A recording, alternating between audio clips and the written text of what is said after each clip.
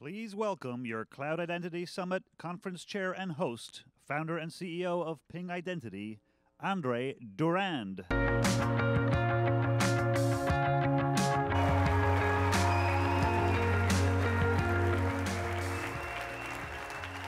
Thank you. Thank you and welcome everyone, and welcome Identirati to the 2016 Cloud Identity Summit. It's awesome to have you all here in beautiful New Orleans. This is a historic city, but also a shiny new city. And as I've discovered, also the birthplace to more vices than Las Vegas. So if you didn't know, this is the birthplace to jazz and voodoo and poker. It's got more haunted houses than any place in the US. And so if any of you are missing in the next couple of days, I will ascribe it either to Bourbon Street or to the haunted houses. So for most of you, hopefully, you know last week was a really special week for myself personally and for all of Pingidentia. But I hope you really see it as something special for the whole industry. And so if you haven't heard the news, last week on Wednesday I announced to the company and to the world that we've been acquired by a company called Vista Equity Partners. And so I was hoping to just share a little bit with all of you one time rather than 1,000 times over the next 4 days, just what that journey looked like. Because for me it was a 14-year journey that marks the end of one moment of my life and the beginning of a new moment of my life, and hopefully also kind of marks the beginning of a new era in the identity industry. And so, you know, I've often thought about the identity industry as this little thing to the side of this much larger security industry. And lo and behold, it really has been for the bulk of the last 10 to 20 years. But I really see that as changing. And I hope the news of last week, I hope everyone looks at that and says, that's a real milestone for the industry, not just a milestone for Ping.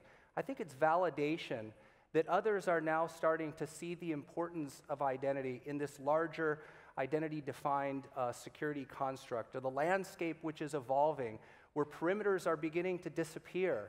And in order to regain control, as we try to connect everything to everything, we need an identity infrastructure to help us do that.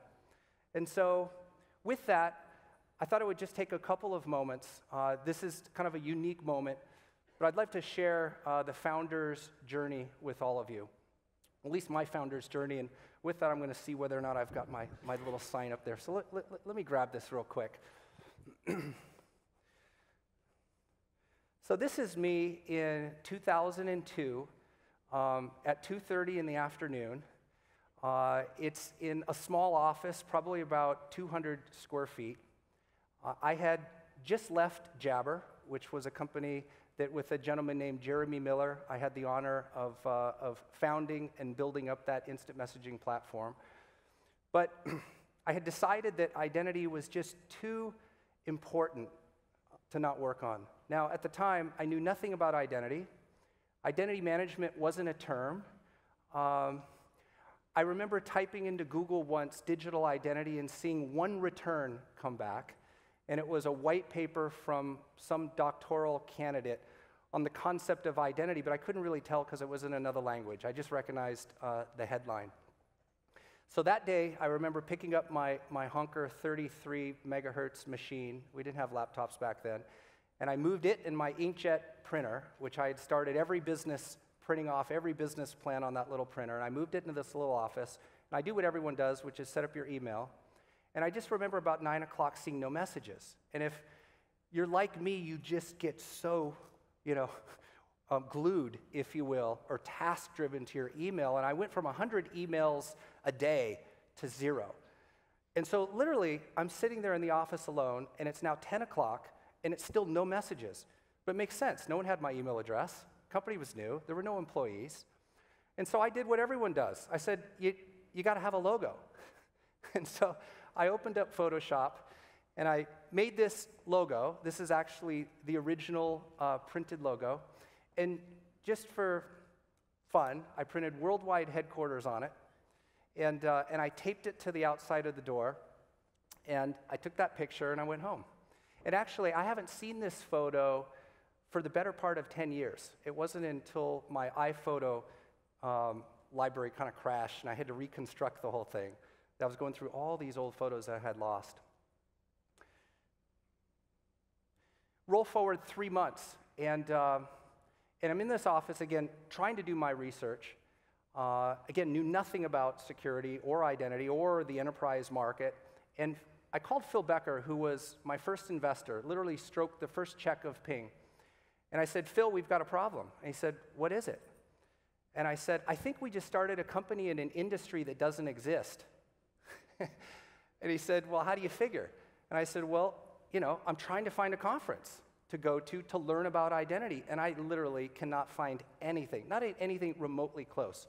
But I said, don't worry, I reserved digitalidworld.com, and if you put up 5,000, I'll put up 5,000, and we'll start the industry conference together so that we can start a conversation about an industry that doesn't exist so we can build a company inside of it. How about that?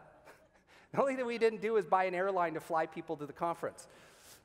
But, some fun things. So I went back to my heart. I'm actually surprised I still had this. This was 2004. The actual first conference was in October of 2003. Just a handful of people that were focused on this topic.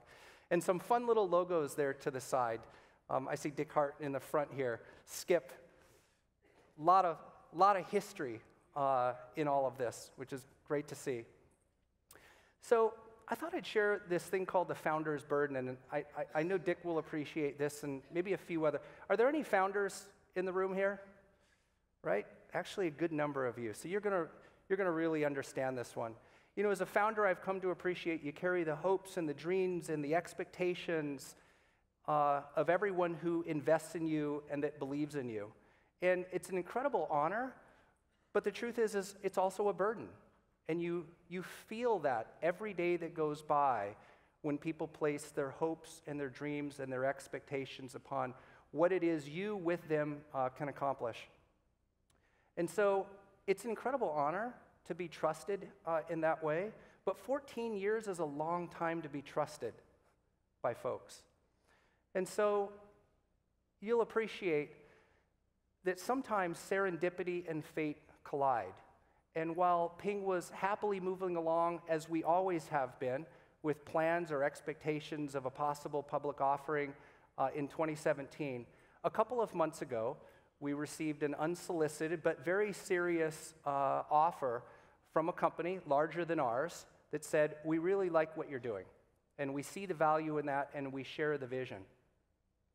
And in the midst of these conversations, all of a sudden, my CEO fiduciary responsibility kicked in, and you recognize that I've had investors in the company since early 2002, 2003 timeframe, and it is important that at some time I build a win for the people that trusted me for the better part of 14 years. But of course, I also felt like the passion has not waned in me for this industry. I mean, if anything, I think we're just getting started. We've been working on the building blocks. But there's 1,000 people in this room. There's not 50,000 people in this room. And I think at some point in our future, we will see identity go from that little dot on the side to be one of those, the big circle on the left. And so, on or about, I would say 3 months ago, just back up a little bit here, I received an email like I always do from a firm that happened to be coming through town, wanted to know if I was interested in doing dinner. Half the time I say yes, half the time I say no. It's totally random at the end of the day. I look at my calendar, and maybe if there's time, and maybe if I'm in the mood, I do it, maybe not. This particular time, I said, okay, we'll do it. We'll go to dinner. And I sat down with two gentlemen from Vista Equity Partners, and we started sharing our vision for identity. And it was clear to me that there was a lot of passion in this group. They had really done their homework, both on the industry and on Ping. Well, the dinner was over, and we parted ways nicely, and I didn't think much of it, right? It was just one of many dinners that you do that are just kind of completely random. We'll roll forward now to about 3 weeks ago, and in the midst of all of these conversations, it occurred to me that the big vision of Ping, an opportunity to be an independent in this great industry, might be lost with what was occurring. And so while I carried the founder's burden and the expectations of return for people who allowed me to get here, the question really became, how can I create a win for them, but also create a win for our customers, our partners, and for everyone inside of Ping that has been carrying this torch? And so it was at that time that I made a call back to these two gentlemen, told them what was going on, and said, look, if you're interested, now would be a good time to engage. That was 3 weeks ago. And so how quickly our fate turns one direction or another. I will say in all of this, clearly a lot of emotions. I've had a lot of emotions. I'm sure every Ping-adentian has had a lot of emotions, and we're still feeling it. Yeah, I'm scared, right? This is a new turn for me. It's a new turn for the company. But as I like to say, if you're not uncomfortable, you're not growing. And if you're not pushing yourself, what's the point? So this is a great, I think, I'm blessed to have the opportunity to stand here and say, I love serving this industry. I'm completely excited about what this will mean, hopefully for the whole industry and for all of you, our customers and partners who are here. And frankly, I hope that this whole industry begins to flourish as a result of what happened last week.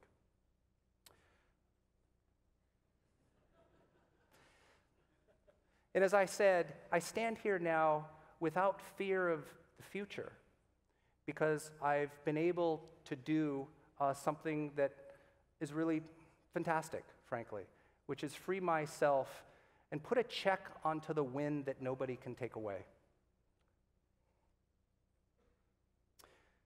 Okay. 14 years is a long time to trust an entrepreneur with your money. But the truth is, trusting somebody with your security or your safety is a much bigger affair and should be taken much more seriously. And so I'd like to pivot the conversation a little bit on this concept of trust. You know, in management teams, the word trust always kind of comes up. It's been coming up for me for the better part of, 6, 7 years. You get into the management books, your management team scale. Everyone's talking about the 5 dysfunctions of the team. Number 1 is trust. And so you spend a little time thinking about it. But as I thought about it, it's a big, hairy, audacious word. And so probably 2 or 3 months ago, I was asked,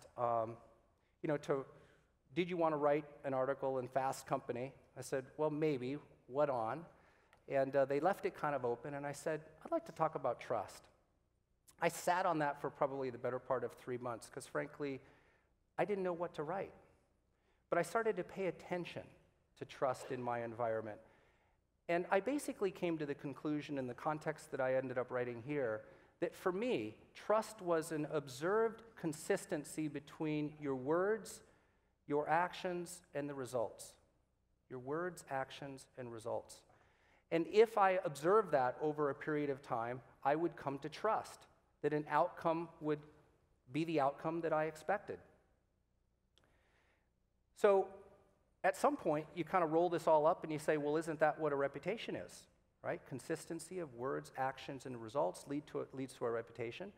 The concept or the benefit of a reputation is that history predicts the future, and that's the point.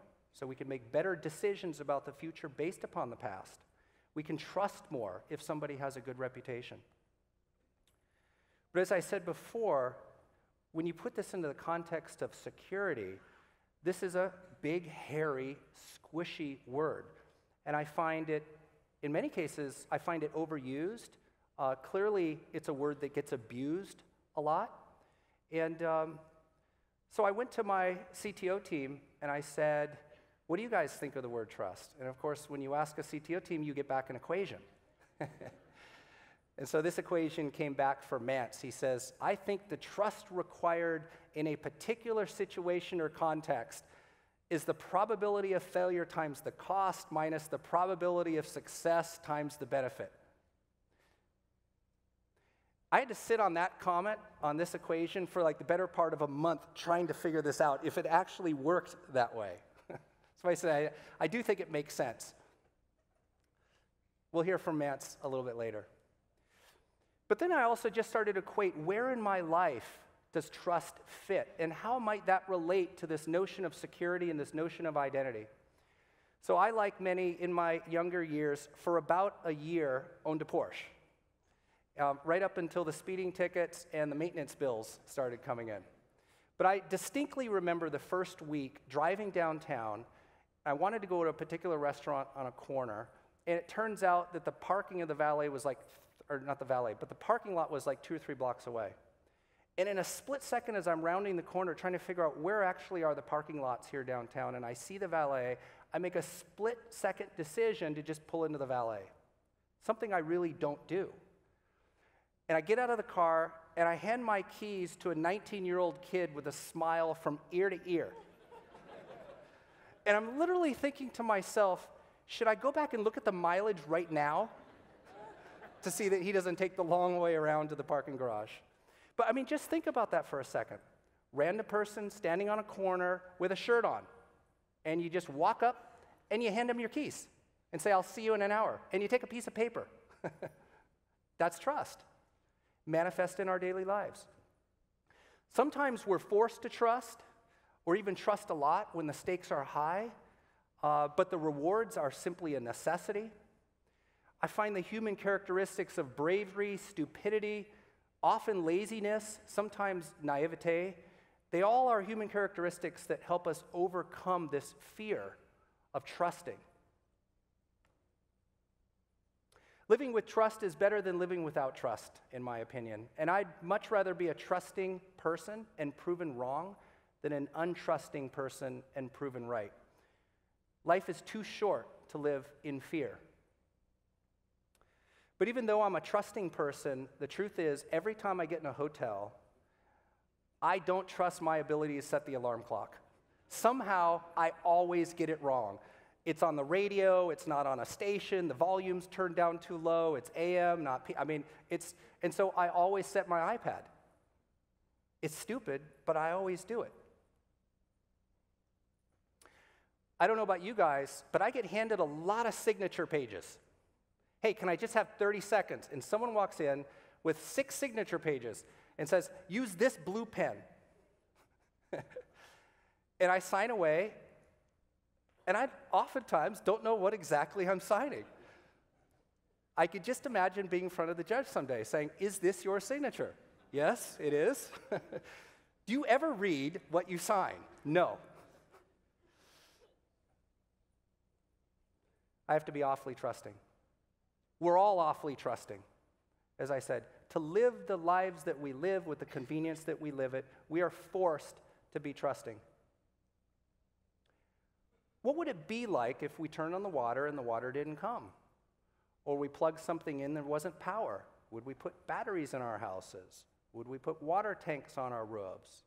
Right? These are all things you don't really think about. In other countries, it's exactly what they do because they don't trust the infrastructure. So that said, trust in identity and trust in security, as I said, leads to bad things, in my opinion. Will we trust that administrators will always behave just because they are administrators?